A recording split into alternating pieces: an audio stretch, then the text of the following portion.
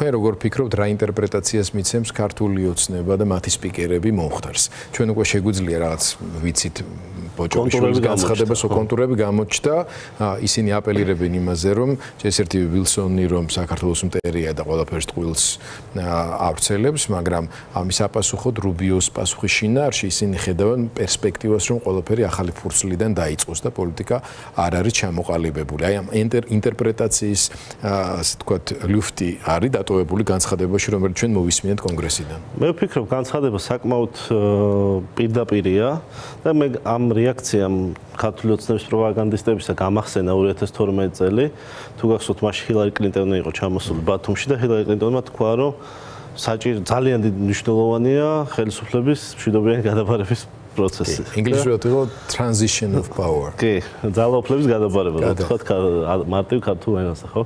და მაშინ რა არ მოიფიქრა სამთავრობო მედიამ, რომ რაღაცნაირად ეთქვა, რომ ეს იმ შემთხვევაში თუ კი საოცრება მოხდება და ვიღაც სინამდვილეში როცა ესეთ რაღაც ისმის და როცა ესეც ცდილობს ხელისუფლება აი ასეთ პირდაპირობას გაექცეს, სინამდვილეში ჩვენ გვესმის, რომ მათ იციან, რომ მათი დღეები დათვლილია. მათი დღეები ძალაუფლებაში არის დათვლილი და დღეს არის ამის დემონსტრირების კიდევ ერთი დღე. ჩვენ ნახეთ აქამდე ვიცე-პრეზიდენტის განცხადება, რომელიც საკმაოდ მე მგონი ორაზროვანი საერთოდ იყო და პირიქით ძალიან პირდაპირი იყო. ჩვენ ნახეთ მეგობარი აქტის მიღება უკვე წარმომადგენელთა პალატის მიერ და სენატშია. ჩვენ ხედავთ, რომ ქართული ოცნების მიმართ ამერიკის შეერთებული შტატების პოლიტიკა იძენს არათუ კონტურებს, არამედ ხდება უშუალოდ კანონი ამერიკის შეერთებული შტატებისათვის, შიდა კანონმდებლობის ნაწილი. აქედან გამომდინარე, ცხადია, უკვე მათი ყველა წევრისთვის, მათი ყველა მხარდამჭერისთვის კი არა, იმ ადამიანებისთვის, რომელსაც სხვა გზა არ აქვს თუ ქართულ ოცნებასთან იყვნენ ახლა, ყველასთვის ცხადია, რომ ქართული ოცნება ვეღარ დაალაგებს დასავლეთთან ურთიერთობას. ქართული ოცნება მისი ძალაუფლების ბოლო დღეებამდე იქნება იზოლირებული, არაღიარებული და დელეგიტიმირებული.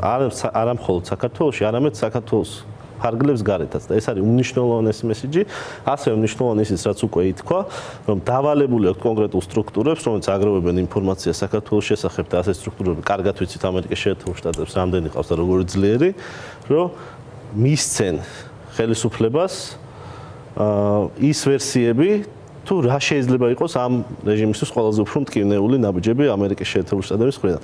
რა ეთკინება ქართულ ოცნებას ყველაზე მეტად, რა დაასუსტებს, რა ჩამოშლის მის ძალაუფლებას საბოლოოდ.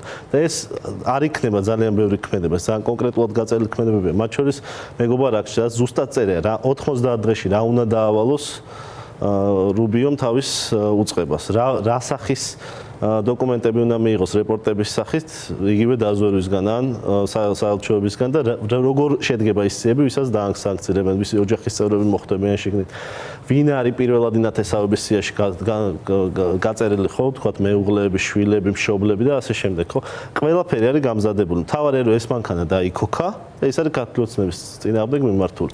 და მათ აღარ ექნებათ საშუალება რომ აქედან გამოვიდნენ. ორი უდო სიტყვით გითხარით, რა ხდება?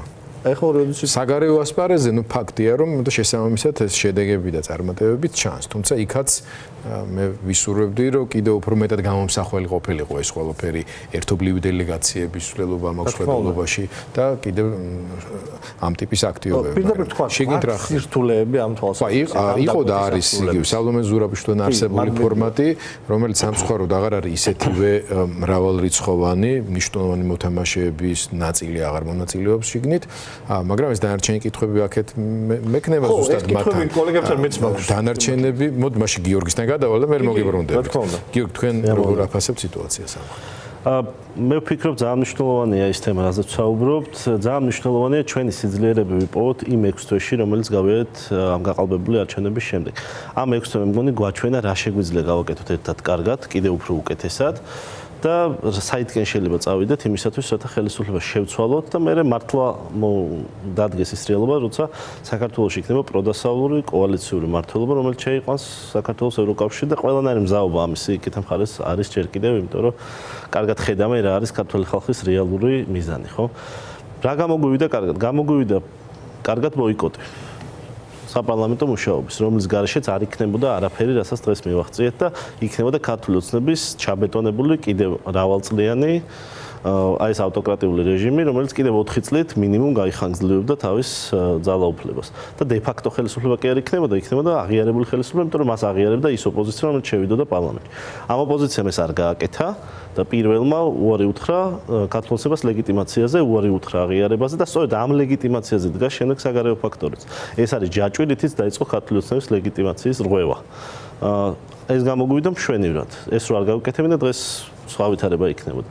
გამოგვივიდა ასევე ძალიან კარგად ის, რომ აი ამ არჩევნების სიყალბეში დარწმუნებულია ყველა, მათ შორის ქართული ოცნების მხარდამჭერებიც, მათ შორის ქართული ოცნების ბიუროკრატიაც, მათ შორის ის ადამიანები, რომლებიც ამ არჩევნებს აკვირდებოდნენ, იმიტომ ჩვენ ნახეთ დასკვნა, სადაც წერია, რომ ამ არჩევნებმა ყველანაირი სტანდარტი დაარღვია და არანაირ კითხვას არ გასცა პასუხი სამართლიანობასთან დაკავშირებით, არც გამოიძია ეს უსამართლოები, რომელიც ჩაიდინა ხელისუფლებამ მის გასაყალბებლად და ასევე მოახერხეთ ის, რომ მთელი დასავლური დემოკრატიები ერთად დგანან ქართული ოცნების წინააღმდეგ ქართული ხალხის დასახმარებლად, ხო? ჩვენ შეგვიძლია კიდევ უფრო მეტი სამივე მიმართულებით. ჩვენ შეგვიძლია ეს ბოიკოტი გავახანგრძლივოთ და კიდევ უფრო გავამაგროთ, იმით რომ ქართული ოცნება იცოდეს, რომ არც იმ კრიმინალურ პროცესში, რასაც ქვია და იმ ფარში, რასაც ქვია ეგრეთ წოდებული ადგილობრივი არჩევნები, არ მივიღებთ ერთად მონაწილეობას და მას ეცოდინება, რომ არც 2 თვეში, არც 3 თვეში, არც 4 თვეში და საერთოდ აღარ მოვა ეგ დრო, როცა მას ექნება ლეგიტიმაცია საქართველოში. სწორედ ეს დააჩქარებს მას წასვლას. ცადეთ, რომ თუნდაც აი ეს ამ საერთო მოთხოვნების ფორმირება მომხდარიყო, ან თუნდაც ნებისმიერი შემდეგი არჩევნებისთვის ეს რიგარეშე იქნება თვითმმართველობის რაღაცა ტიპის ერთობლივი მოთხოვნები ისეთი დაგეყენებინათ ხელისუფლებისთვის, რომელზეც მას პასუხი ექნებოდა გასაცემი და მათ შორის თქვენ სხვა პარტნიორებთან მიმართებაში ნათელი იქნებოდა სად იწყება განსხვავება. ჩვენ გქონდა აზრი, რომ უნდა დაფიქსირებულიყო პოზიცია თვითმმართველობის არჩევნებში არ მონაწილეობის, ვინაიდან ეს არის კრიმინალური პროცესი და არ გვინდა ამაში რომ გქონდეს ჩვენი წილი, იმიტომ რომ აქედან არაფერი კარგი არ გამოვა ქართული საზოგადოებისთვის, ჩვენ გქონდა პოზიცია, რომ ეს უნდა დაფიქსირებულიყო ხმამაღლა,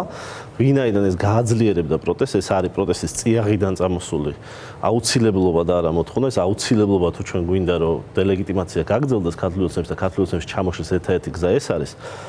აუცილებელობაა რომ ჩვენ არ მივიღოთ მათ მიერ ინიცირებულ არასამართლიან პროცესში, კრიმინალურ პროცესში მონაწილეობა. ჩვენ გქონდა ამის ცდილობა, შეიძლება უფრო უნდა საჯარო ყოფილიყო ეს, უფრო უნდა გაგუკეთებინა ამას პედალება, თუმცა მე ვფიქრობ, რომ ქართულმა საზოგადოებამ რაღაცნაირად ბოლო პერიოდში დაიბრუნა უმნიშვნელოვანესი თვისება, შეარცხვინოს ან უბიძგოს ადამიანებს იმისკენ, რაც არის სწორი მისთვის. ძალიან მნიშვნელოვანია ხანდახან შევახსენოთ ხოლმე ჩვენ თავს, რა მდგომარეობაშია ქართული ოცნება. პროფესიონალურად ჩვენ ძალიან ბევრს ლაპარაკობთ იმაზე, რა შეიძლება და გაგუკეთებინა უკეთესად, რამდენად ძნელია საქართველოში დღეს ხო იყო ოპოზიციონერი თუნდაც იმაზე, იმიტომ რომ 12-13 წელია ფაქტობრივად ქართული ოცნება ყოველთვის ემზადებოდა იმ დროისთვის, როცა დაჭირდებოდა საქართველოს მოსახლეობის უმრავლესობაზე ძალადობა. მაშინაც კი როცა მას ყავდა იმდენი ამომრჩეველი, რამდენიც აგებინებდა არჩევნებს სამართლიანად, მაშინაც კი ამ დღისთვის ემზადებოდა და ამან ძალიან დაასუსტა შეიძლება პოლიტიკური აქტივობა ზოგადად საქართველოში და არ არსებობს სოფლიოში ქვეყანა, სადაც ძლიერი ავტორიტარიზმია 12 წლიანი და იქ ძალიან ძლიერი ოპოზიცია გუგუნობს. არ არსებობს ეგეთი ქვეყანა. მაგრამ მოდი გავიხსენოთ ისიც, რომ მე ამაში თაზოს ვერ დავეთანხმები. კონსოლიდაცია ქართული ოცნების აღარ არის ისეთი, როგორც იყო.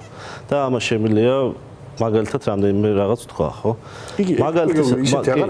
მაგალითისათვის ჩვენ ვხედავთ ნამდვილ ინდიკატორებს ეკონომიკური კრიზისისა საქართველოში. მაგალითისათვის შემცირდა თვითდასაქმებულთა რაოდენობაც კი პირველი კვარტალის სტატისტიკა ასეთი. შემცირდა ასევე საქართველოს შემოტანილი უცხოური ვალი, რაც უნდა ყოფილიყო იმის 50%-იან მხოლოდ ნაშოვნად. ამიტომ დადის დავითაშვილი ყველგან რომ რაღაცნაირად კატარშიც რომ დადეს რომ რომელიმე ფონდმა იქნებ ვალი მისცეს, იმიტომ რომ ბიუჯეტის შევსებას დაჭირდება იმ ვალსაც კი აღარ იღებს ქვეყანა, წარმოიდგინეთ, ამას დაჭირდება შიდა ვალის აღება, რომელიც კიდევ უფრო მძიმე იქნება, ჯერ ესეთი ამოწურვადი რესურსია და კიდევ უფრო დიდ ეკონომიკურ პრობლემებს მოიტანს. გაიზარდა უმუშევრობა. გადასახადებს და გარდა ამისა, შემცირებული არის რკინიგზის თვითმფრინავაც კი 7%-ით უკვე პირველივე კვარტალში. ყველა ინდიკატორი გვაჩვენებს, რომ მოდის ეკონომიკური კრიზისი. ამას როგორ ხდება ქართული ოცნება? ქართული ოცნება ხდება იმით, რომ ბიზნეს ივანიშვილმა მოიძულა და გადააგდო მისი ერთ-ერთი ყველაზე უფრო მყარი კლანი, ხო, ღარიბაშვილის კლანი. ბიზნეს ივანიშვილმა მოიძულა და გადააგდო ლილუაშვილის კლანი. რასაც მიაყოლა, მე მგონი 5 წმუნებული უკვე 5 გუბერნატორი, პლუს ამას აჭარის თავრობის თავმჯდომარე, ამხელა თანამდებობის ადამიანი ხო, მეორე ქალაქის ბათუმის მერი, თბილისის მერის მე ყველა მიცემერი მოშორებულია თანამდებობიდან. ეს არის ყოველთვის დიდი წმენდა, დიდი უნდობლობა ავტორიტარის გარშემო ყოველთვის წინოძღვის ძალაუფლებასთან განშორებას. ყოველთვის ყველა იმ ქვეყანაში, სადაც დელეგიტიმაცია, მათ შორის საერთაშორისო დელეგიტიმაციამ დაასუსტა და ჩამოშალა რეჟიმით და შიდა პროტესტის პირობებში და ესე იყო მილოსევიჩის თორემ მაშინ 100 დღე დაჭირდა გაყალბებული არჩევნების მერე იუგოსლავიაში იგივე პროცესი, უბრალოდ მაშინ საპრეზიდენტო არჩევნები გააყალბა მილოსევიჩმა, ხო?